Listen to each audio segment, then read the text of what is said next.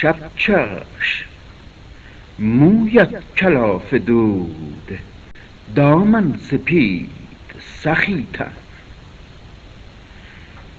گویی گل مرا دستی غریب سرشته است، اندیشه مرا یغماگری در شاهراه باد کشانده و غمگنانه ترین سرنوشت را در کتیبه روحم دستان آشنایی به خطی غریب نوشته.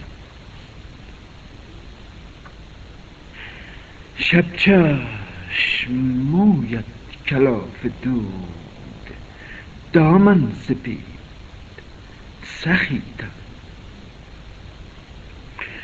آن کوچه باغ‌های معطر را ذهن پریش من ز یاد زدوده است. در سینه‌ام مکار که سطلی است جای قلب، لبریز از کثافت و مدفوع خاطرات. در شهرهای کودکی من پیری عصا به دست در گاهواره غنوده است. لالا بخواب کودک خواهم، لالا بخواب کودک بارود. بگذار چهره ها دروغ بگوید، دیگر عصا شناسنامه پیری است. لالا لالا بخواب.